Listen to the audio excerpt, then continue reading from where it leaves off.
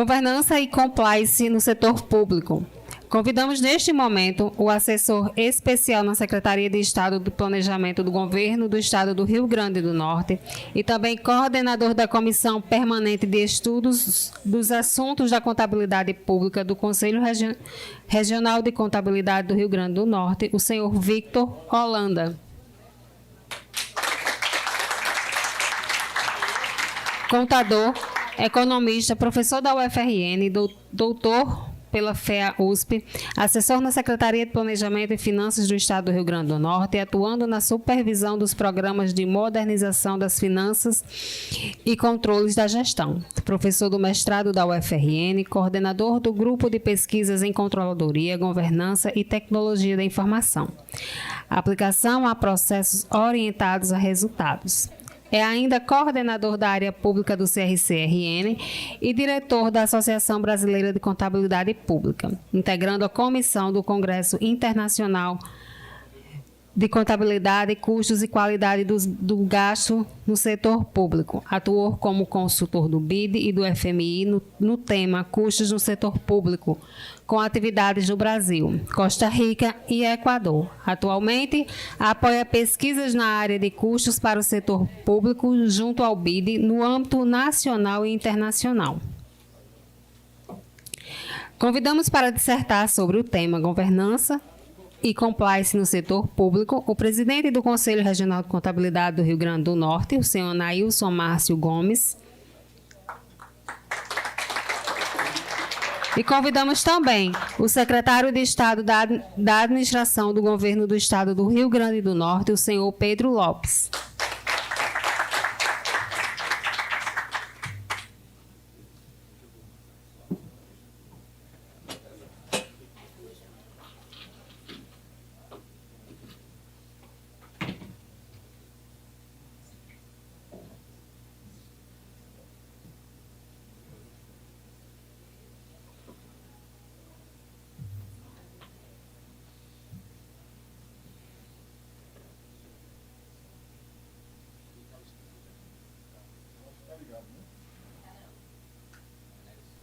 Ligou? Ligou. Bom, pessoal, mais uma vez, boa tarde. Já tive de manhã, dando bom dia. Mais um painel, agora uma palestra, um painel aqui, né? O último painel. Eu não sei como é que nós vamos fazer aqui com o pequeno atraso, mas acho que depois é o coquetel. Acho que não tem problema, todo mundo está estimulado aí para o coquetel, né, Nelson? E aí a gente vai ver aqui a divisão. Me deram a incumbência aqui de apresentar os meus dois colegas aqui de muitos lugares. Então vai ficar fácil. Eu vou fazer uma apresentação meio informal, diferente daquela que foi feita, de lida de currículo, né? Mini currículo ou coisa parecida. Nós temos aqui com esse painel de governança, compliance no setor público, que vai ser dividido aqui entre o professor Anailson e o professor Pedro Lopes. Eu exercerei aqui a função de moderador. Eu falei uma apresentação, direi rápida, viu, Anailson? Até para ganhar tempo. Pelo que a Diana está aí, ainda está ali fora tomando um café, né? Pela conta dela, nós estamos na massa velha há 20 anos. E bastante tempo, né, Ronaldo? Se você entrasse agora, ia dar um prejuízo danado, né? O De Luiz para contribuir, ó. Tá equilibrando, o Luiz está equilibrando a nossa alíquota. Mas é o seguinte, o professor Anailson é o decano do nosso departamento, só para você ter uma ideia, e é um professor que nos honra muito a presença dele no CRC. É um entusiasta da área de contabilidade, com experiência na área privada, mas também com uma longa experiência na área pública. Foi tudo na universidade, de chefe de departamento, coordenador de curso, auditor, pró-reitor de administração, né, Luiz? Então, é uma pessoa que tem uma longa experiência no campo da gestão. E aí está bem assim, adequado a participação dele aqui nessa exposição. E o professor Anailson ainda tem uma grande virtude ou defeito, depende, né? Aqui da minha esquerda, minha direita falaria que era um defeito, que ele é abecedista. Eu estou diante de um americano e um abecedista. Bom, eu vou apresentar agora o Pedro Lopes, que também é meu colega da universidade, é meu colega no governo do Estado, é um servidor de carreira da tributação há muitos anos. É uma pessoa, um líder, uma pessoa envolvida com as questões de classe, exerceu a função de controlador geral do Estado durante 4 anos, pegou, vamos dizer assim, um problema, um grande desafio, né, professor Pedro Lopes? Conseguimos aí assumir a gestão do Estado em 2019, diante de um cenário de crise, inclusive sob um decreto de calamidade fiscal, né, contábil fiscal. Ele pode comentar alguma coisa mais a respeito disso. E aí, 4 anos de trabalho, eu imagino, tenho certeza que hoje nós temos uma condição mais favorável. Todos trabalharam para que isso ocorresse, inclusive o nosso contador, o Flávio Rocha. Bom, e o Pedro tem a virtude ou o defeito que é americano. Então, nós vamos ter aqui eu vou ser o juiz dessa peleja aqui, Ronaldo. Então, eu não sei, professor Nailson, o que vocês combinaram nos bastidores. Não se agridam aqui, mas quem é que vai falar primeiro, Pedro? Professor, o nosso decano, né? Boa tarde. Boa tarde, pessoal. Boa tarde, pessoal. Iniciar saudações alvinegras, né? Brincadeiras à parte, né, pessoal? A gente está aqui, eu agradeço aqui a participação, ao convite feito pela comissão, importantíssimo, discutir governança na área governamental, o porquê da governança, né? A governança, tinha sempre governança na área societária, e houve adequação a partir de exigências do TCU, primeiramente nos órgãos governamentais ligados ao governo federal, mas a governança está espalhando também por todos os entes, né, estados e município. E a importância de governança, o porquê, né, trabalhar com isso, e para o principal item. Pedro, eu tenho uma apresentação ali, vocês comodam que eu faça a apresentação, você quer depois colocar? Eu vou fazer o seguinte, eu vou fazer a apresentação ali em pé.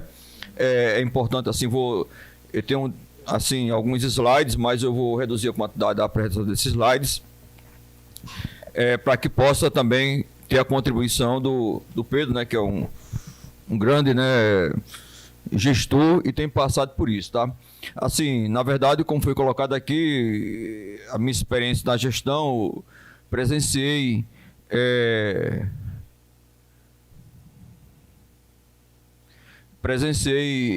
a governança, né, no setor público, a instalação, o início, né, o TCU começou trazendo para a gente alguns questionamentos, né, através de questionário, sobre como você trabalhava a gestão, alguns itens, que depois, quando passava essa avaliação, esse questionário, na verdade, para a gente era como se fosse um aprendizado, uma consultoria e uma linha a você seguir para melhorar os índices de gestão. Então, perguntar, você tem norma na instituição para atividade X, etc? Poxa, não tem essa norma ainda não. Vamos adotá-la? Vamos. Adotava aquela norma. Procedimento tal, vocês tomam desse de tal coisa? Digo, tomamos sim. Mas vocês fazem isso, opa, isso a gente faz isso não. Melhora aquele item. Então, vinha o Tribunal de Contas, a cada período, fazendo essas avaliações e verificando esses itens no questionamento.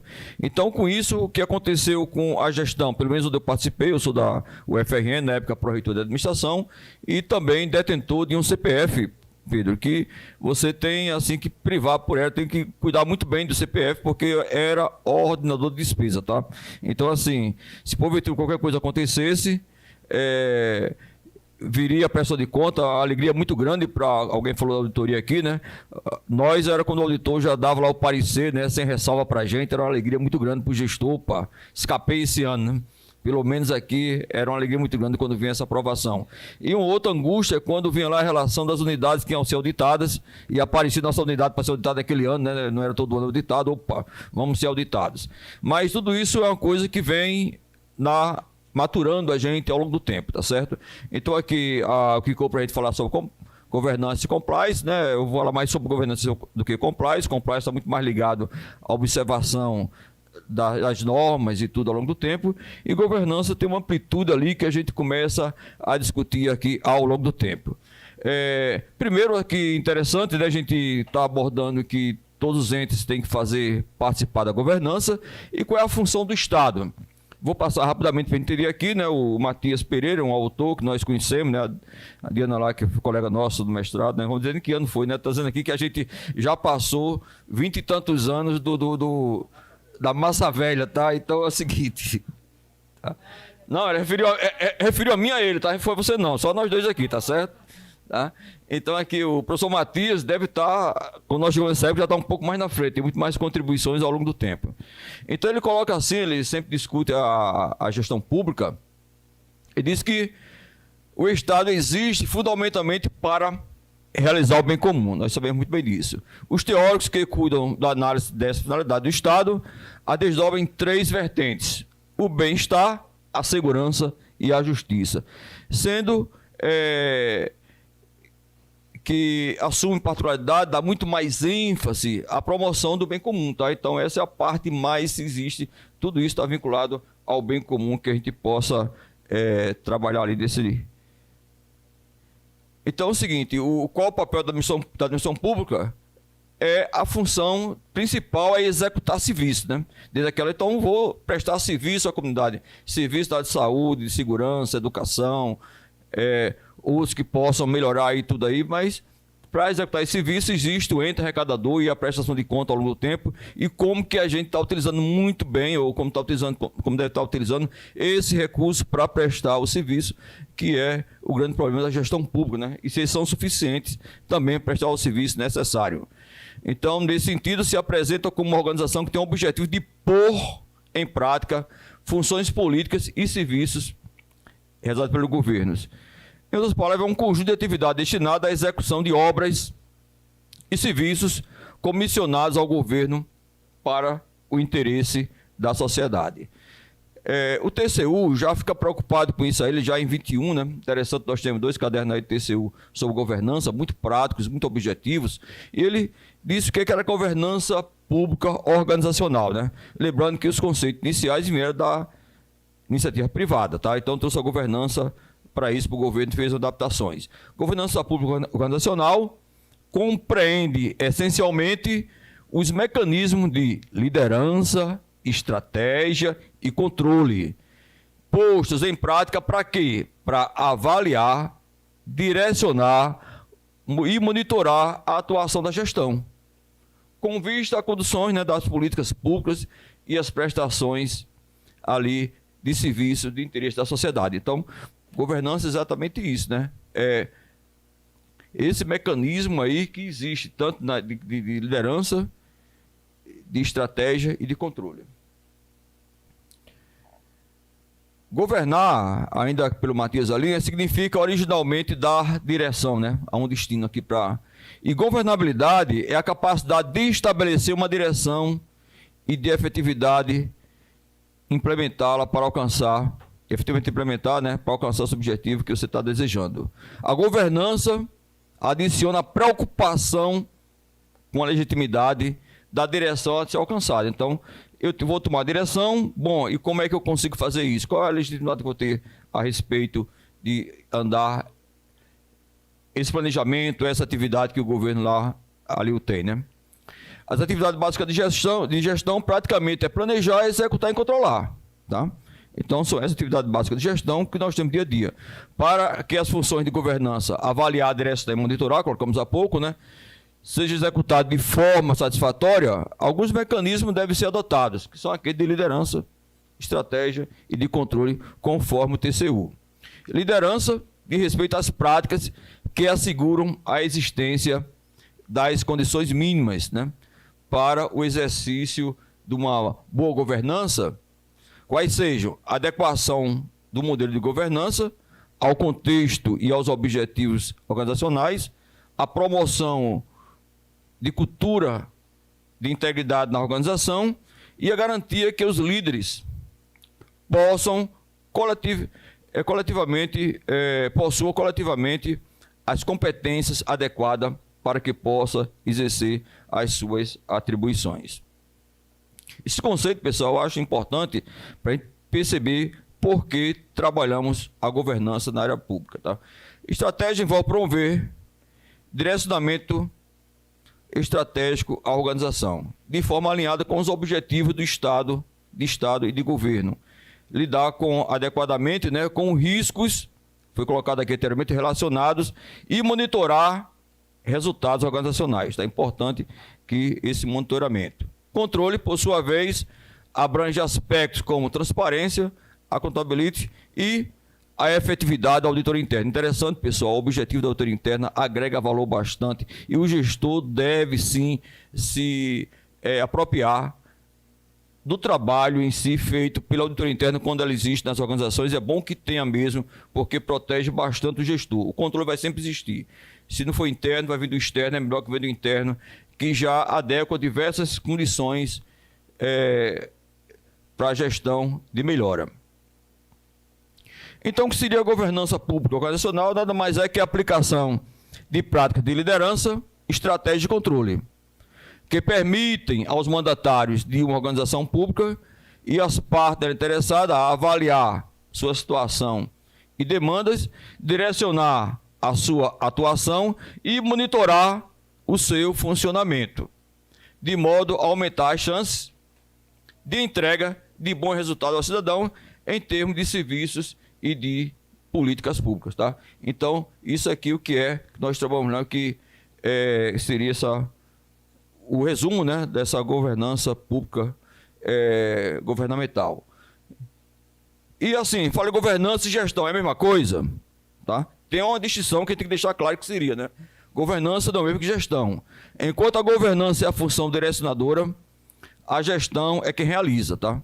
Quem realiza é a gestão e a governança está ali vendo se está num rumo certo e buscando redirecionar esse rumo. A governança é responsável por estabelecer a direção a ser tomada, com fundamentos em evidências e levando em conta os interesses dos proprietários, entre aspas, né? E partes interessadas, né? Já colocar aqui propriedade e parte interessada, porque governança tem a ver também com o que o pessoal chama na teoria daqui, né? A teoria da agência, no qual você tem lá o gestor e depois do outro lado você tem o tomador do serviço, que é a própria sociedade, que você presta aquele serviço e tem que estar, assim, as divergências tem que estar ali surgindo para que possa haver um bom serviço. Já a gestão é a função responsável por planejar a forma mais adequada de implementar as diretrizes estabelecidas, executar os planos e fazer o controle de indicadores e de riscos. Tá? Importantíssimo trabalhar indicadores e riscos. A governança se preocupa com a qualidade do processo decisório e a sua efetividade, assim como obter o maior valor possível para os proprietários e para as partes interessadas. Os problemas priorizados foram resolvidos? Como, por quem e por que certas decisões foram tomadas? Tá sempre ali verificando isso, né? E os resultados esperados foram alcançados? Então, são preocupações principais que temos aí na governança. A gestão, por sua vez, percebe o direcionamento superior e se preocupa com a qualidade da implementação dessa direção com a sua eficácia e eficiência. Indaga, está claro o que deve ser feito? Tem-se os recursos necessários? Tem que fazer, tem recurso necessário? Quais os riscos mais relevantes para se cumprir a missão? O quanto seria razoável aplicar, gastar, né? Então, nós temos aqui esse gráficozinho, né? Estratégia do TCU, muita gente cita esse gráfico, né? Que é importante. Quando a gente vê, compara a governança e gestão, governança está ali avaliar, dirigir, monitorar, mais questão estratégica, a gestão é planejar, executar e controlar. Tá? Então, isso aí é o básico, a gente vê a diferença entre gestão e governança. E para isso, a governança precisa de mecanismo, né? Colocamos inicialmente que seria mecanismo de governança, praticamente através das lideranças, mecanismo de estratégia, mecanismo de controle. Também esse quadrinho aí, esse gráfico, o tipo TCU, ele gosta muito de usar esse gráfico aí, desse formato. As práticas de governança, vinculadas a esse mecanismo de liderança, estratégia de controle, nós temos as práticas, né, são as de liderança, estabelecer modelo de governança, promover a integridade, promover a capacidade da liderança, tudo isso está ligado à liderança. E o mecanismo de estratégia está ali, gerir riscos. Importantíssimo hoje, pessoal, depois que houve a governança, a questão da gestão de risco nas organizações governamentais. Importantíssimo ver como gerir risco, você antecipa resolução de muitos problemas que podem acontecer. Porque você já verifica ali na gestão de risco o que pode ser feito antes de tomar a decisão. Estabelecer a estratégia, promover gestão estratégica, monitorar o alcance dos resultados organizacionais, monitorar o desempenho das funções de gestão. Quanto ao controle? Promover a transparência, né? Disclosure é tudo, tá?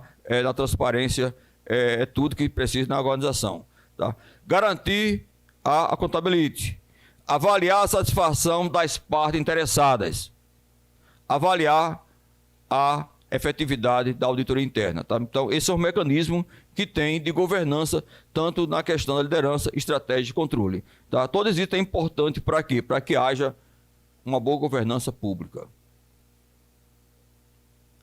Aí nós trouxemos o conceito, né, de mecanismo de liderança, o comprometimento dos agentes do mais alto nível gerenciais do setor público é essencial para o sucesso no desenvolvimento e implementação dos valores estratégicos, políticas e processos necessários à boa governança e a melhoria dos resultados que são entregues à sociedade. Isso aqui é um conceito da OCDE, que é utilizado bastante, que diz o que precisa da liderança, né? O Matias também diz que são os membros das instâncias internas de governança que lideram a organização e são responsáveis pela direção e supervisão estratégica, né, e ainda pela accountability da organização, conceito aí do IFAC 2014. Tá? Mas quais são as práticas? Precisa de práticas e mecanismos de liderança. A prática é estabelecer o modelo de governança, promover a integridade, promover a liderança, tá aí os conceitos que nós temos aqui, depois disponibilizar para o pessoal esses slides, né?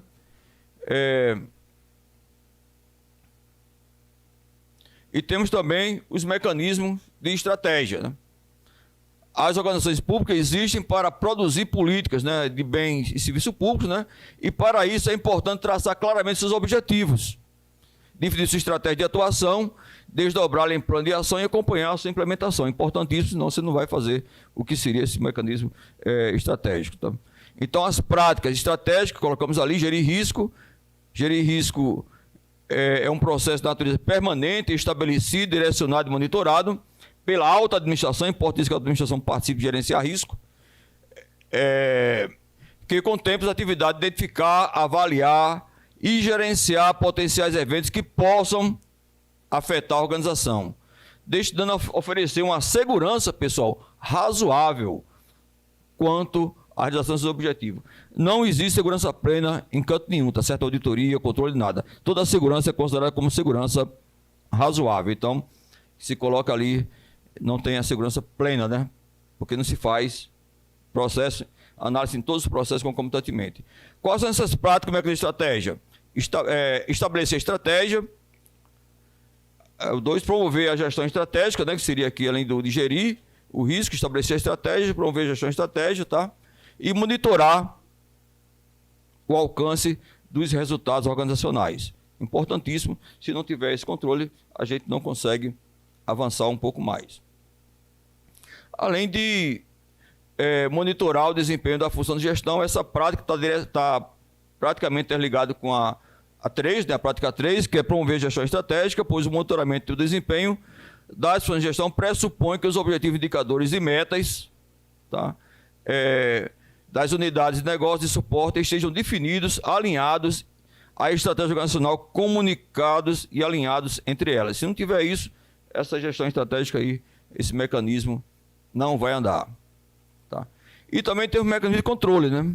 Que é importante. Tá? O mecanismo de controle não se refere à atuação da unidade de controle interno ou de correção. Remete às práticas que têm o potencial de promover o controle das organizações públicas pelas práticas interessadas. Pessoal, é interessante chamar mecanismo de controle, não é o de autor interno ou correção, tá? Mecanismo de controle é o próprio controle interno que tem na organização. Assim, eu sou diretor de determinada área. Eu não preciso da autoridade me para eu tenho as normas de procedimento e verifico se aquelas normas estão sendo seguidas, se eu posso melhorar. Então, isso é um mecanismo de controle dentro da própria organização, tá? Que não sai fora disso, que tem que chamar a atenção desses mecanismos de controle. Então, as práticas de mecanismo de controle promover a transparência, tá? Nós já colocamos aí que tem uma obrigação constitucional, né? Todos têm direito a receber dos órgãos públicos informações de seu interesse particular ou de interesse coletivo geral, que serão prestados no prazo da lei. Se não prestar conta, pessoal, há a responsabilização do gestor. Está escrito aí do artigo 5º, né, no inciso 33 da Constituição Federal. Tá? Então, diz o seguinte aqui, se vai ressalvando aqueles cujo sigilo seja imprescindível à segurança da sociedade e do Estado. Então, o gestor tem que prestar conta todo ano e essa tomada de contas é importantíssimo para mostrar à sociedade. A outra prática do mecanismo de controle é garantir a contabilidade, né? Garantir a contabilidade é uma prática que está, portanto, relacionada à promoção da transparência, existindo até que essa proposição entre as duas, principalmente quando o primeiro elemento da contabilidade é a prestação de conta, né? Contabilidade é prestar conta, o primeiro elemento que tem. O segundo elemento, a responsabilização decorre diretamente da competência recebida para gerir o recurso que provém o cidadão, o que implica também na responsabilidade pelo seu eventual mau uso, né? Se não usar o bem, está garantido. Então, para garantir essa responsabilização, as organizações devem estabelecer mecanismos que possam evitar a clara atribuição dos papéis e responsabilidade de identificação e apuração dos ilícitos, né? Bem como a instauração de procedimentos necessários à apuração de irregularidades. E, lógico, também a aplicação de sanção. Então, o controle do ente público é importantíssimo. Você tem o interesse de prestar o serviço, planejar, controlar, mas se porventura for verificado que há uso indevido, há também a responsabilização e é um dos mecanismos de controle aqui da governança. Tá? Avaliar também a satisfação das partes interessadas é interessante e assegurar a efetividade da auditoria interna. Pessoal, eu coloco a auditoria interna que tem essa importância porque muitas vezes o gestor não dá atenção, eu vejo alguns gestores não dão atenção à auditoria interna.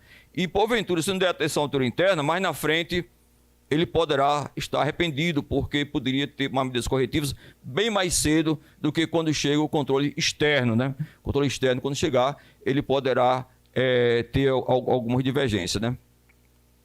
Então, a autoridade interna tem um poder ali de aumentar e proteger o valor da organização. A autoridade interna dá valor à organização. As práticas da autoridade interna melhoram os procedimentos de gestão, tá?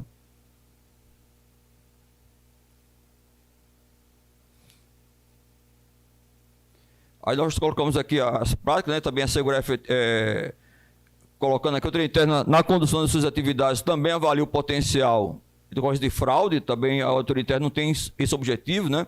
De verificar fraude, mas ele, se ocorre, ele tem um potencial de detectar essa ocorrência, né? Então, o sistema de governança compreende a estrutura de governança, a estrutura administrativa e a política de governança da instituição. A organização do sistema de governança, praticamente nós temos aqui o estudo de governança, refere-se à maneira como a instituição se organiza para apoiar o sistema de governança. A estrutura administrativa refere-se à organização da administração para apoio à governança. E temos a política, né, de governança que estabelece os princípios, as diretrizes, a responsabilidade para a implementação da prática de governança. Então, esse aqui seria a organização do sistema de governança. Nós temos também o Instituto de Governança, seria mecanismo, práticas, processos, as instâncias internas e instâncias externas, né? Já falamos boa parte disso aqui, né? As instâncias internas ali e processos talvez pudesse colocar em interesse colegiados superiores, comitê de governança, unidade de apoio de governança, está tudo ali para se trabalhar externo, Ministério Público, TCU, CGU, TCE, nós temos diversas coisas para trabalhar desses itens aí dessa estrutura de governança que tem uma organização para trabalhar, tá? As instâncias internas, né? Nós temos colegiados, comitês, aqui é praticamente o quadro da Universidade Federal do Rio Grande do Norte, né? Nós temos comitê de governança estratégico, comitê de integridade, importantíssimo, comitê de gestor de risco e de controle interno, comitê de governança digital, importantíssimo hoje entender da governança digital, comitê de transparência e acesso à informação, comitê de privacidade e proteção de dados pessoais, comitê de gestão de pessoas. Tudo isso tem esses comitês internos que você pode utilizar para melhorar a sua governança, ter acesso melhor. E tem a unidade que pode apoiar a governança, que tem que trabalhar ali, a ouvidoria, tem os canais de denúncia, né? A ouvidoria está sempre ali captando essas informações e passa a tomar decisão. Corregedoria, né, na parte mais regional, lá, de tudo, auditoria interna e comissão de ética, né? Todos eles dão apoio aí à governança, importantíssimo entender cada desses itens, né? Esse aqui é o Instituto de Governança aqui da UFRN. Nós temos lá em mais de cima mais a questão da governança, mais na parte de baixo a questão da gestão, que é mais tática, né? A gente fala também que tem a questão das linhas, antigamente de defesa, hoje são linhas de gestão. A primeira linha está mais embaixo, que é mais a parte operacional. A segunda linha está mais na parte estratégica, né? De trabalhar ali, é mais aquela parte de controle interno da parte média, e temos ali a terceira linha, que é a parte, digamos, auditoria interna e tudo, que você trabalha, não trabalha com a gestão, mas há uma sugestão sobre esses itens, tá? A gente tem aqui a interferência do controle externo, né?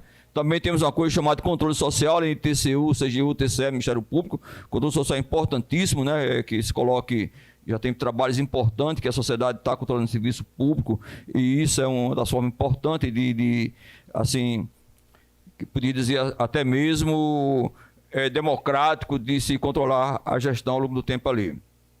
Tá?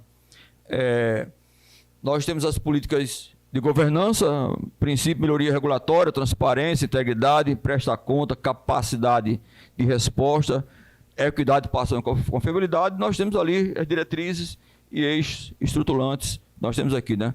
Estruturantes aqui, também o modelo mais ou menos da Universidade Federal do Rio Grande do Norte. Nós temos ali a estratégia, políticas públicas, atos normativos, orçamento, aquisição e contratação, gestão de pessoas, dados, informação, TIC, transparência, integridade. Então, a gente começa a trabalhar com todos esses itens aí dentro desses eixos, né, estruturantes. Vai ganhar um prêmio daqui a pouco, né? Então, nós temos um modelo de governança, tá? Esse modelo também está muito aplicado aí, avaliar, monitorar, controlar, executar. Liderança e controle, estratégia, né? Gestão, dividindo aí gestão e controle, também está colocado aí. E nós temos aqui nossa referência, né, para esse trabalho aqui. Eu queria apresentar para vocês aqui, né, principalmente lá o Tribunal de Contas, né, dá espaço para boa governança, importantíssimo. Quem vai trabalhar governança, esse é uma publicação de 2021, bem atualizado. E também lá o referencial básico à governança aplicada às organizações públicas, né, em 2020, o Tribunal de Contas é um dos percussores da governança governamental e tem muito trabalho bom e muita experiência e contribui bastante conosco, né. Aí nós temos também aqui o Matias, né, que se viu assim como a gente sempre trabalha em gestão pública, e tem esses dois sites aí, não vou abrir agora, mas se você analisar bem os dois sites que tem aqui, essas duas páginas, nós buscamos lá também, né, a governança da universidade, você vai encontrar alguns quadros que está igual ao quadro também, que é esse segundo aqui, também do CFC, né, o primeiro CFC debaixo da universidade. Você vai encontrar o mesmo quadro praticamente mostrando como é que está o estudo de governança dessas instituições, né? Então você vê lá como é que você tem alguns muito próximos, parecidos, porque eles buscam onde? A fonte nos modelos propostos pelo Tribunal de Contas da União, tá? Então, assim, pessoal, isso que trazer para vocês, discutir rapidamente o que seria a questão de governança, é importantíssimo no setor público, governança, tem muito a andar, né? Na verdade, em governança tem muitos cases para a gente trabalhar e analisar o que for. E aqui, eu agradeço para vocês, meu contato ali, tá? Ficar à disposição aqui do pessoal aqui para discutir. Obrigado. Muito obrigado, professor Anailson. Parabéns pela explanação. Deu para perceber a profundidade aí do tema, né? E Eu vou propor aqui que a gente passe imediatamente para o professor Pedro Lopes, para que ele faça exposição ou comentários, para que depois a gente abra a pergunta se houver algum tempo ainda antes do coquetel.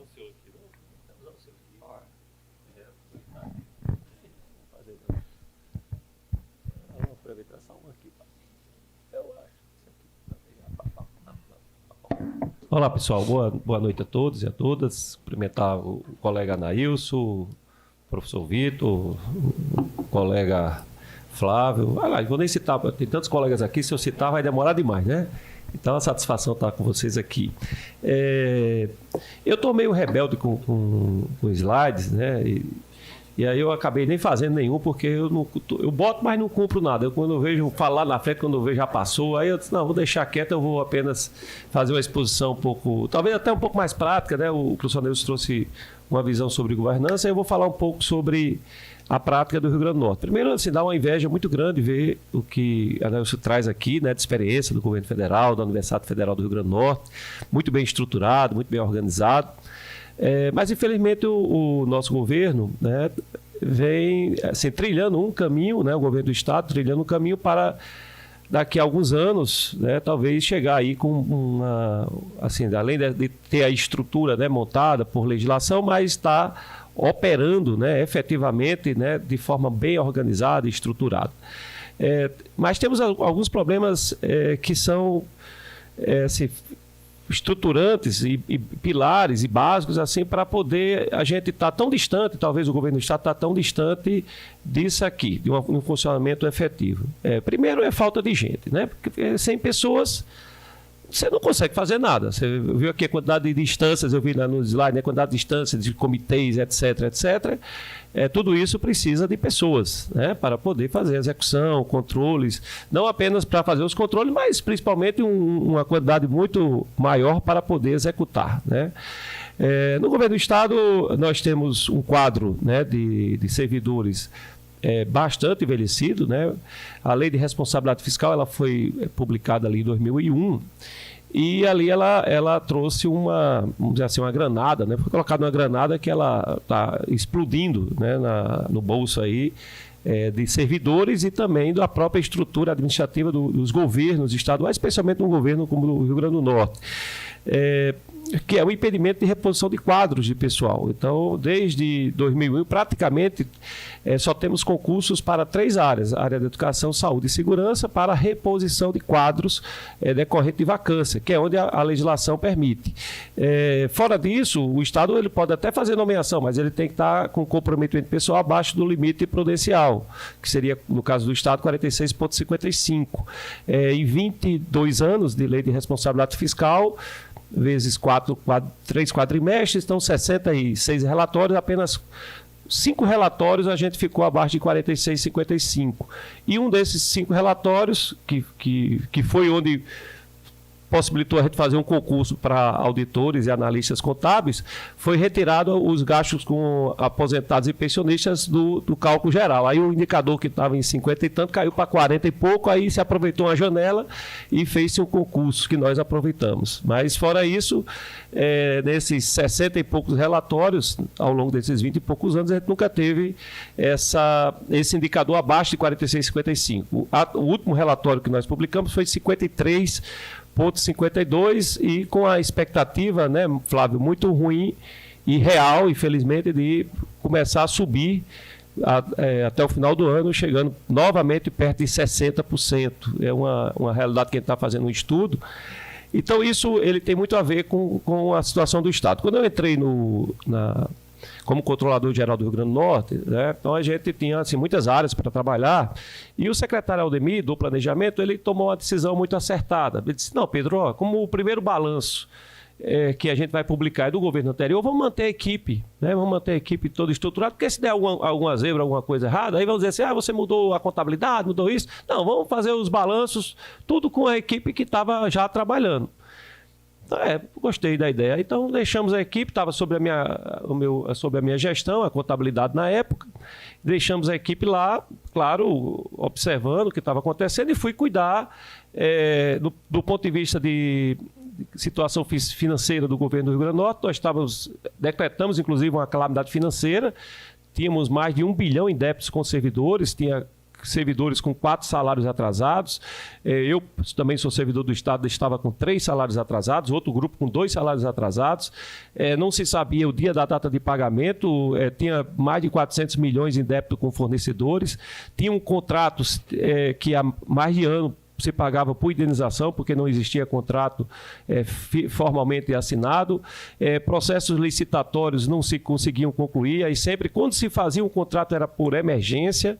Então, assim, era um caos total. E, assim, na ótica da controladoria, a primeira atividade que nós fomos desenvolver foi, digamos assim, observar o tamanho das despesas, né, e verificar aquelas despesas que estavam assim, superdimensionadas, tá? E ali a gente abriu diversas auditorias, auditoria no programa do leite, auditoria no programa Restaurante Popular, no Transporte Cidadão, auditoria na SEASA, auditoria no DETRAN, entre outras auditorias. E a contabilidade ficou lá fazendo o seu trabalho. Quando chegou perto do dia 28, 29, aí eu comecei a me preocupar com o primeiro relatório, né, que ia ser publicado do quadrimestre de 2018. E comecei a acompanhar com o contador para saber, olha, e o relatório? Não, a gente está fazendo. Ah, beleza, tudo bem. E o relatório? Eu assinava o relatório, era ele, eu e o secretário de Planejamento. Quando chegou no dia 30, eu disse, rapaz, você não mandou o relatório? Não, já está no Diário Oficial. Eu disse, já está no Diário Oficial? Já, tá. Aí eu fui para o Diário Oficial, aí fiquei curioso para ver quanto era o indicador de responsabilidade e comprometimento. Aí quando eu olhei o indicador, 26%, eu disse, vixe, caiu o comprometimento pessoal. Aí comecei a olhar, quando eu vi zero, a linha tudo zero. Eu, rapaz, o que é que está acontecendo? Olha só, aí ele me deu as explicações e até depois eu concordei com ele, tá? Fiquei meio chateado no início, mas depois eu concordei com ele. Eu disse, olha, a gente viu que não ia concluir, aí eu fui lá no sistema, puxei e mandei para o Diário Oficial para a gente não pagar a multa do Tribunal de Contas. Ele acertou, porque a multa era R$1.000 sobre mim, então eu achei que depois eu fiquei chateado, mas ainda bem que você fez isso, né? Mas eu fiquei morrendo de vergonha. Quando eu passei para o Aldemir era um crítico, né? A gente era da oposição, de vários anos de governo, o Aldemir era do IBGE, economista do PT, então ele fazia críticas sobre o relatório e tal. Ele disse, rapaz, eu estou morrendo de vergonha, eu que tanto critiquei os relatórios, o primeiro relatório que eu publico, ele está desse jeito, Pedro. Eu disse, pois é, rapaz. Aí eu fui saber o que foi que houve. Olha, é o seguinte, é porque, Pedro, o relatório, ele é feito por um servidor fulana. Só que fulano entrou de férias. E o sistema não estava parametrizado. E ele fazia pelo Excel. Ele pegava os dados, botava no Excel e do Excel ele mandava para o Diário Oficial. Só que como ele entrou de férias e a gente não sabia fazer, a gente pegou, só puxou do sistema e colocou. Só que o sistema não estava parametrizado, então foi tudo errado. Nossa, né? Aí, puxa, a vida tá lá. Aí lá vai eu pro Tribunal de Contas, pedir desculpa, fui falar com os conselheiros, um a um, dizer, olha, aconteceu isso, tal, mas a gente vai ter que vamos corrigir, né? Tal, e fui contar a situação que estava a contabilidade.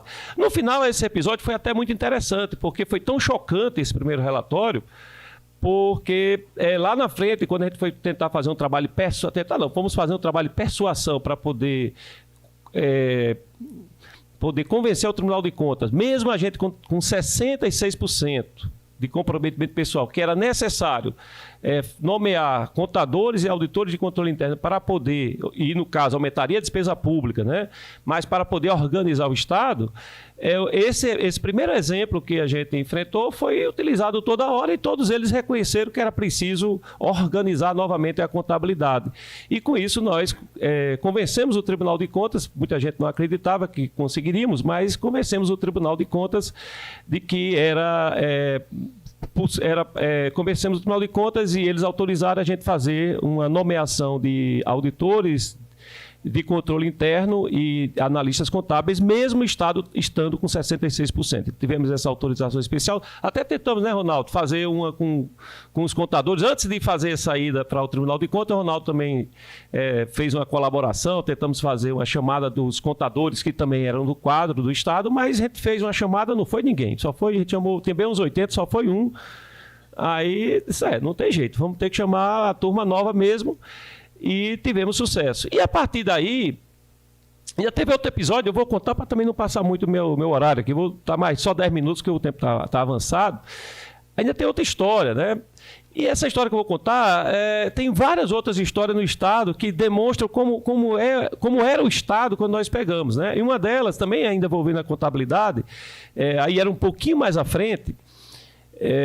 Depois daquele relatório, eu e o Aldemir ficamos mais atentos, né? Dizendo assim, ó, antes de mandar para o Diário Oficial, tu manda para a gente dar uma olhada no relatório para não publicar de novo dessa maneira. E ficamos monitorando. O Aldemir fazia a parte mais de análise e eu fazia a parte mais próxima à equipe de contabilidade. Então eu deixei eu não ficava muito analisando o relatório. E quando fomos publicar, eu acho que foi o balanço consolidado, fevereiro, né, Flávio? Que o balanço consolidado, fevereiro é o dia... Não, não é o de março, eu acho que é o de março. Ali, é de março. Então a gente foi publicar o balanço consolidado, aí o Aldemir me chamou, claro, a gente teve acesso antes, né, dos relatórios. Aí ele me chamou e disse, Pedro, rapaz, tem 1 bilhão na conta do Tribunal de Justiça. É mesmo, 1 bilhão na conta. Pois é, rapaz. Todos os servidores do Executivo com 4 salários atrasados e o Tribunal de Justiça com 1 bilhão na conta. Realmente vai ser um escândalo, né? Eu disse, não, me dê para cá que eu vou chamar. Chamei o pessoal da contabilidade e disse, cara, eles estão com 1 bilhão na conta? Estão com 1 bilhão na conta, porque eles que mandaram porque as informações não tinha integração, né? Não havia integração do sistema, está tendo agora, né, Flávio? Inclusive, eu denunciei o Tribunal de Contas, denunciei o Ministério Público, denunciei o Tribunal de Justiça, porque eles estavam descumprindo a lei de responsabilidade fiscal, lá no artigo 46. É 46, 48, né? Que tinha que ter o relatório integrado. Eles não cumpriram. Vocês não estão cumprindo. Então, aí eu fiz uma denúncia formal ao próprio Tribunal de Contas que eles estavam descumprindo também, né? Bom, enfim... Aí eu chamei o contador e disse, rapaz, eles estão com 1 bilhão na conta. Pedro, eles estão com 1 bilhão na conta porque eles mandavam, como não tinha integração, eles mandavam as informações por fora e a gente depois consolidava, né? Então, eles mandaram um e-mail dizendo isso pra gente, com os arquivos, tá tudo lá no e-mail deles. Tá mesmo? Então pronto, guarda os e-mails, porque amanhã a gente vai publicar isso. Tem um jornalista da Tribuna que ele é muito atento, então quando ele vir que o TJ tem 1 bilhão no caixa, isso aí vai dar o que falar na imprensa. Então, guarde logo esse material aí, e vamos se preparar, porque quando disser, não, o relatório foi eles que colocaram. Então, beleza. Aí quando deu mais ou menos 1h30, o colega chega meio nervoso. Aí disse, rapaz, sabe o que aconteceu? A gente só lançou a receita, esquecemos de lançar a despesa. Isso era 3 horas da tarde e ia fechar o Diário Oficial às 18 horas. Eu disse, rapaz... Eu disse, pô, amiga, então agora acabou o jantar e a turma ficou até 4 da manhã, foi começar a alimentar tudo, lançar no dedo mesmo e tal. Foram dormir todo mundo de 4 horas da manhã e mandamos a coisa mais ou menos certa às 4 da manhã para o Diário Oficial e publicamos lá, cumprindo e com um relatório mais ou menos real. Então essa era a realidade, tá certo? Que a gente encontrou a contabilidade. Não era apenas a contabilidade que estava assim, tinha muitas outras áreas do governo do Estado com estes problemas, né? A gente tinha uma desordem administrativa muito grande. Então, assim, na hora que a gente fala em governança, né, busca de governança, de gestão, um ponto básico é cumprir normas, né? Então a gente começou a trabalhar de forma muito intensa para poder editar normas, buscando o máximo possível a padronização de procedimentos, né? E também como controlador-geral do Rio Grande do Norte e com a equipe, né, da controladoria, nós atuamos muito forte para poder monitorar e fiscalizar o cumprimento dessas normas pelos órgãos. E a partir de então a gente começou a melhorar, né, os nossos indicadores. Depois que terminou esse ciclo, nós fizemos a aquisição, né, do Flávio. A gente conheceu o Flávio, eu pelo menos conheci o Flávio em janeiro de 2019. Ele veio numa missão do Tesouro aqui nacional. E o Aldemir disse, vamos conversar com o Flávio para trazer ele aqui para o Rio Grande do Norte.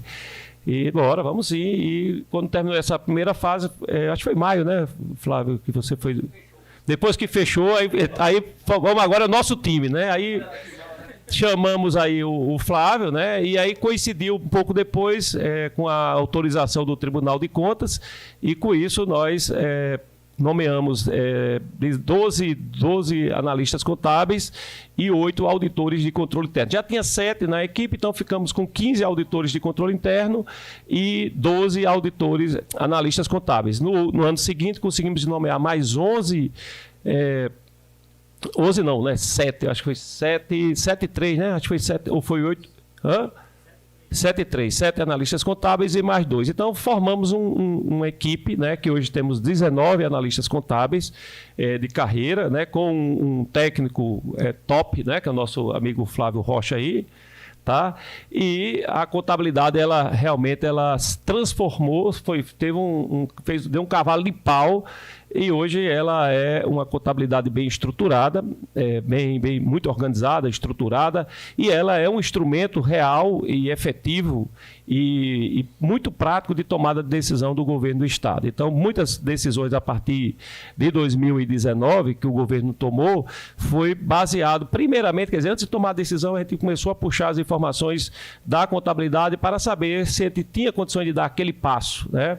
E a partir desse trabalho que a contabilidade realizou, o governo do Estado, evidentemente que não foi a contabilidade que organizou o Estado, mas a organização contábil ela foi fundamental para poder a gente organizar o Estado através de tomadas de decisão, muitas vezes firmes, né, duras, principalmente porque... como governo, o não é uma palavra que ela é muito forte, né? Nós temos o Estado do Rio Grande do Norte tem 14 bilhões de orçamento anual e tem pedidos de mais de 25 bilhões. Então, o não faz parte, né? Porque você não tem como dar sim para todo mundo. Mas, assim, o não a gente tem que dar com muita serenidade e com muita firmeza, muitas vezes, mas muita serenidade assim, fazendo com que o outro lado, né, muitas vezes o próprio movimento sindical, porque da despesa do governo, do Estado, 80% pelo menos é aplicado para pagar servidores públicos, então o movimento sindical é muito forte no governo do Estado. Então a gente tem que buscar manter um diálogo muito franco com os representantes classistas e também buscando também muita maturidade para que haja uma compreensão de que que o dado, quer dizer, o passo ele tem que ser dado na medida certa. Essa semana, por exemplo, eu estava na mesa de negociação com a saúde, eram 19 pontos de pauta, uma reunião muito difícil, mas a gente conseguiu, vamos dizer, suspender a greve da saúde. E o ponto 1 de pauta deles era 22% de reajuste. E aí o não foi bem grande, foi bem assim, bem garrafais. Assim, não tem condição de dar nenhum centavo de tabela esse ano. Aí, claro, aí para dar o não você tem que explicar por que não tem como dar esse não, né? Não tem como conceder qualquer centavo este ano, por exemplo, de reajuste. E ainda bem que a diretoria, apesar de ser uma diretoria muito aguerrida, ela acatou, né? Mas claro que a gente sinalizou que no segundo semestre a gente tinha condições de dialogar e para a partir de 2024 a gente fazer uma recomposição, né, dos salários. Mas que esse ano não era possível, até porque é o seguinte, e quando foi ter a primeira reunião, aí eu perguntei, isso aqui é para pagar ou é só para botar na lei e deixar lá? Porque se for só para botar na lei, não tem problema. Agora, se tiver que pagar, a gente tem que conversar, né? Porque não dá não. Porque para botar na lei é fácil. Você pede, aí tu bota na lei. Para botar no sistema de folha... também é fácil, é só chegar lá e botar no sistema de folha. Agora, tem uma hora que a gente faz lá o processamento, manda para o banco e tem que mandar o dinheiro para pagar, né? Aí, se não mandar o dinheiro, não paga. Aí não adianta. Então, você pode pedir o que você quiser, mas também a gente só dá aquilo que é possível, né? E antes de tudo, aí eu procuro sempre ressaltar com o pessoal, antes de tudo a gente tem que, tudo bem, nós temos que avançar, é necessário avançar nos direitos, etc., né? Manter pelo menos o poder de compra, porém, nós não podemos desonerar as finanças do Estado para a gente voltar à outrora e não ter o salário pago em dia. Atrasar os salários. Então, a gente também tem o dever e a responsabilidade, aí uma responsabilidade do governo, de garantir que as contas estejam estabilizadas. E a contabilidade, ela tem um papel, está sendo um papel muito importante, inclusive, neste momento a gente está também numa negociação com o Tribunal de Contas para fazer um grande concurso no governo do Rio Grande do Norte, porque, como eu disse, desde 2001 só temos praticamente concurso para 3 áreas, educação, saúde e segurança. Na saúde ainda tem uma diferença em relação à segurança e à educação, porque a saúde, dentro da sua estrutura de carreira, eles têm, da saúde, tem cargos finalísticos e tem cargos da área meio. Então, dentro da estrutura de saúde, nós temos hoje a gente não tem sequer vacância na saúde hoje. Nós recebemos com 12 mil servidores ativos e hoje, apesar de 1.800 terem se aposentado nos últimos 2 anos, nós estamos com 14 mil servidores trabalhando na saúde. Então, temos mais 2 mil servidores do que tínhamos em 2019 e a folha, inclusive, aumentou em torno de 60% nesse período, a folha da saúde. Só que a gente consegue repor na área finalística e consegue repor na área meio. Só que a educação e a segurança pública usaram uma estratégia, isso talvez na década de 90 ou 2000, talvez na época até certa, mas hoje ela se mostrou equivocada, porque a gente tem uma lei que é a da administração, que é a Lei 432, e tem 10 mil servidores nessa Lei 432. Aí esses servidores são destacados para trabalhar na educação, acho que dos 4 mil, pelo menos 3 mil estão na educação, e são destacados uma parte para trabalhar na segurança pública. Então, esses servidores da 432, eles não podem ser objeto, assim, esses servidores vinculados à 432 não podem ter concurso, porque eles não são vinculados são vinculados à área administrativa, não são vinculados nem à educação, nem à segurança pública. Então, você não tem concurso, por exemplo, para a 432. Então, as áreas a área da educação e a área da segurança pública, ela não tem reposição para quadros administrativos. Então, acaba tendo naturalmente o quê? Pegando, às vezes, policial, que era para estar na rua, que era para estar na atividade finalística, jogando para a atividade administrativa, para poder suprir uma necessidade administrativa. Porque não tem como fazer concurso, porque ele o quadro que ele pertence não é um quadro da área específica, é do quadro administração. Bom, então a gente está precisando, tirando essas 3 áreas, nós estamos aí com alguns quadros com mais de 20 e outros com até 30 anos sem concurso público, praticamente todo envelhecido o quadro de servidores, tirando essas 3 áreas, e da segurança e da educação mais as áreas finalísticas, porque a área meio não tem, a área administrativa transversal não tem. Então, nós precisamos fazer um grande concurso, senão o Estado vai simplesmente parar. Ele vai morrer, ou então a gente vai terceirizar tudo, vai ter que contratar por terceirização. Ele não está parando em algumas áreas porque está usando ou do caminho da terceirização ou do caminho do bolsista, que, ao meu ver, é irregular, porque o bolsista, a princípio, é para fazer pesquisa, né? Para entregar uma contribuição na parte mais de pesquisa e entregar um projeto para desenvolver a administração pública. Então, está se utilizando, e há uma realidade de conhecimento do Ministério Público, inclusive, que está usando muito bolsista para fazer o trabalho de servidor efetivo.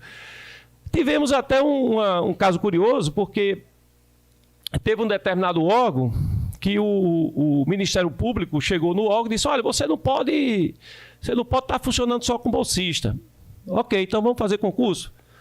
Então você não pode fazer concurso, porque está a lei de responsabilidade. E aí então vai fechar o órgão? Vai fechar a atividade pública? Vamos fazer um acordo para a gente fazer um concurso? Aí não faz o acordo. Então, vai funcionando aí. Vai funcionando aí. Então, está muito desse jeito no Estado. Estamos trabalhando para ter um concurso. Tá? No primeiro levantamento, nós tivemos um apontamento necessário de 14 mil servidores. Só que esses 14 mil do nosso primeiro estudo dá 60 milhões de impacto na folha. Eu acho que a gente não cabe a gente colocar 60 milhões, que aí as contas viram de cabeça para baixo. E o Ministério Público de Contas até está disponível e disposto a fazer um acordo para poder autorizar um concurso para aquelas áreas que não são da área de exceção.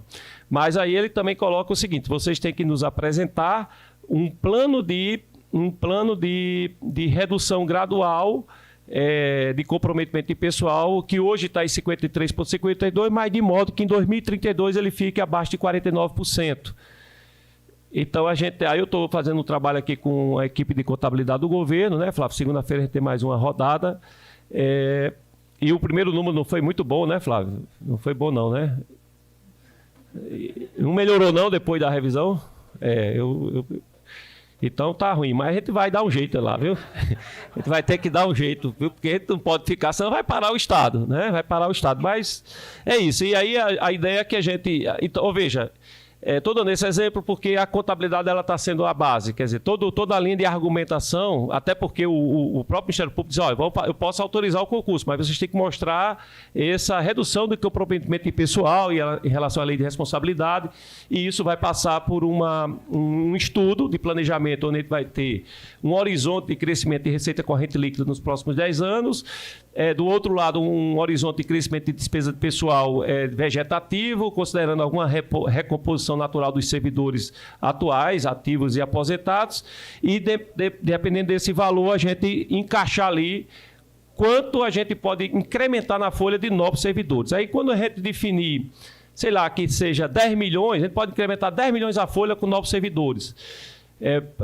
Ou 20 milhões, vamos supor 20 milhões de reais. Se a gente conseguir incrementar 20 milhões, então vai ter que, aí vai começar a disputa mesmo, porque tem 14 mil pedidos, só que esses 14 mil dá 60 milhões de impacto. Se eu só posso implementar 20 milhões, que eu não sei, estou chutando aqui, aí depois que a gente definir o número mágico, 20 milhões, aí a gente vai ter que fazer uma reunião interna para saber quem serão as categorias eleitas e os respectivos quantitativos, né, de modo que encaixe os 20 milhões. Tudo isso, claro, suportado por um trabalho feito pela contabilidade. Então, são esses os desafios, Anailson. Nós temos realmente um Estado que ainda tem problemas, melhorou bastante em relação ao que nós pegamos em 2019. Estamos num Estado melhor, né? O Estado hoje é melhor, mas ainda está muito distante, por exemplo, do ideal. Temos vários outros trabalhos sendo feitos, não apenas na área de pessoal, mas na parte de organização administrativa, operacional. Estamos fazendo, e o Vitor, o professor Vitor é um dos líderes da implantação do CIPAC, né, como sistema transversal do governo do Estado para controle de compras, materiais, patrimônio, licitações, que nós não temos, que tudo isso roda, até um pouco tempo atrás rodava por Excel e muito solto. Agora a gente está, mais um ano ou dois, a gente está querendo que tudo rode dentro do CIPAC. Também sistemas de recursos humanos que tem sobreposições. Temos pelo menos 4 órgãos que estão usando o mesmo sistema, quer dizer, cada órgão vai lá e contrata o seu sistema na mesmo local, então a gente está centralizando para fazer uma aquisição única e um controle único.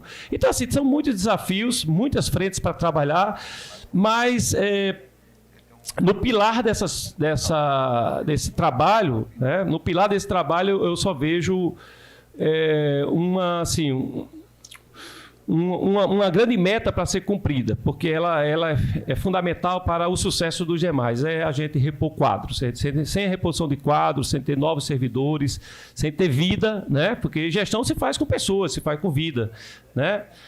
A gente vai ficar enxugando gelo por muito tempo, e nessa nova missão que eu estou no governo do Estado, um dos pontos que eu coloco como mais importantes e como meta é deixar uma contribuição para o Estado, buscar ter esse grande concurso no Estado, trazer esses novos servidores, nós prepararmos esses servidores que vão dar sobrevida, né, na gestão administrativa, e tudo isso, claro, com total responsabilidade para a gente não desonerar e esculhambar as finanças do governo. Até porque quando eu me propus a entrar, né, e eu estava até num local até muito bom, né, antes de eu vir para o governo do Estado, e eu saí da minha zona de conforto para vir para essa missão, eu vim para resolver, não vim para afundar o Estado. Então, isso é um princípio que eu tenho que coloquei comigo desde o primeiro dia, e vou trabalhar, aproveitar essa oportunidade, que é uma oportunidade muito especial, Ronaldo, de de contribuir com a sociedade, né? Eu sei que temos muitos bons colegas contadores que, inclusive, em algum momento vão ter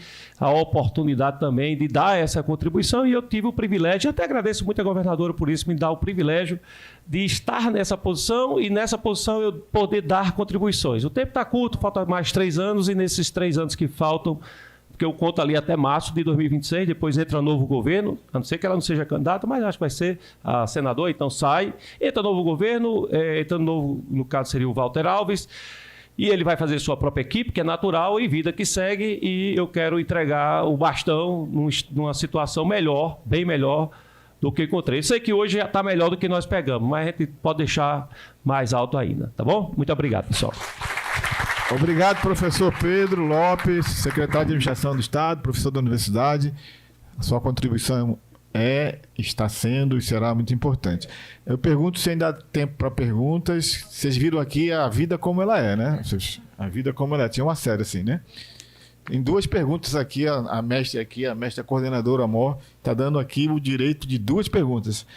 Não precisam brigar, pode só levantar a mão e que a gente abre o microfone para perguntas.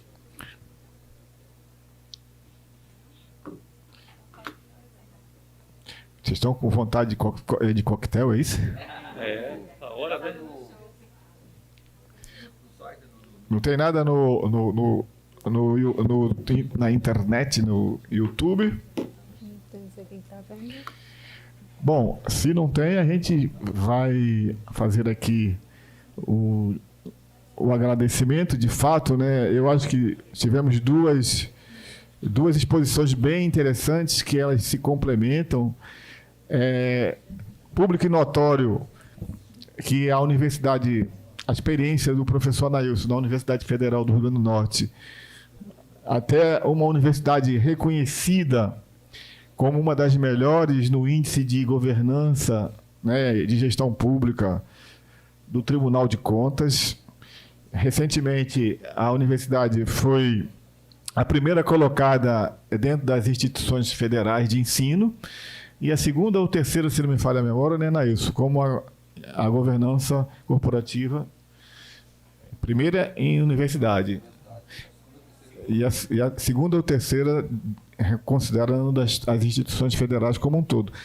É uma prova, né, da robustez institucional da UFRN. Por outro lado, nós temos um Estado.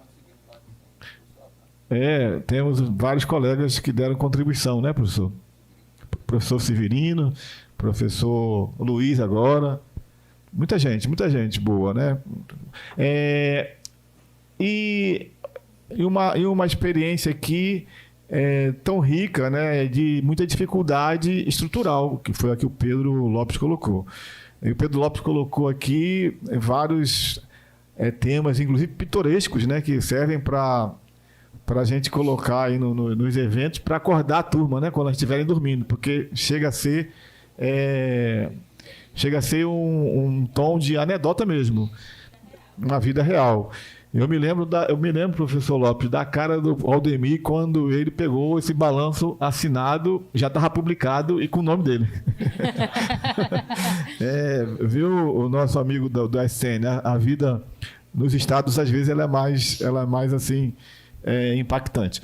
Mas eu só queria ressaltar que, apesar, né, de todo esse caos ali em 2018 para 2019, foi feito um grande trabalho, com muito esforço, com muita dedicação, e como o Pedro colocou, ainda há muito o que fazer, mas, de fato, sem recursos humanos, sem prioridade, sem investimento, não se consegue dar um salto maior do que está sendo dado. Espero que o Pedro continue empolgado, como ele está ainda aqui depois desses 4 anos, e o professor Anailson, com essa cooperação da UFRN e do Conselho Regional de Contabilidade, possa ajudar. O Pedro colocou aí do CIPAC, né? Lá na universidade nós temos a Sinfo, hoje é uma superintendência, uma diretoria, né? Superintendência. E lá a gente ainda não tem, né, Pedro, essa Sinfo para implantar o CIPAC. Você vê a dificuldade, né, Flávio?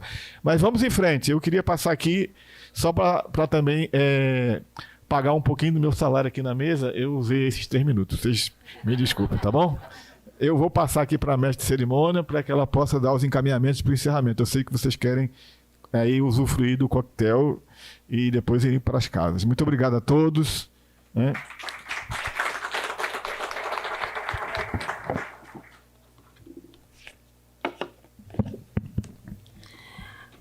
Agradecemos a contribuição dos senhores e convidamos o senhor Flávio Rocha para entregar dos certificados e agradecimentos, né, por suas contribuições no sucesso deste evento.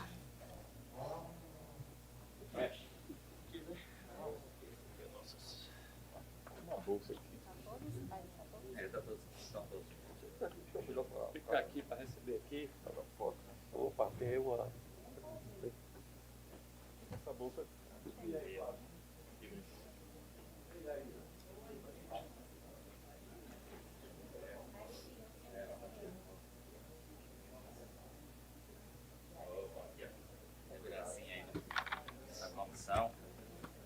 Professor Pedro Lopes.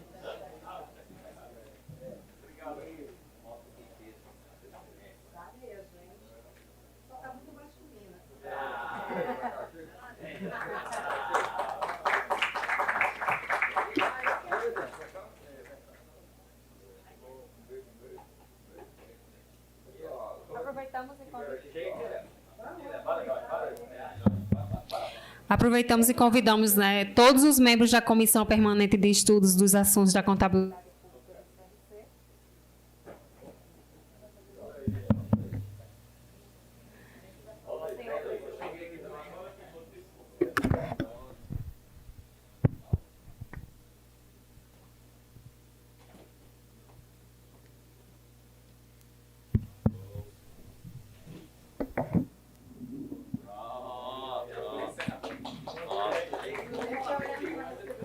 Comissão para encerrar. Acho que o senhor carregou. Já veio todo? Mas se quiser chamar. Já. Só para falar uma palavra. É foto. Estava todo?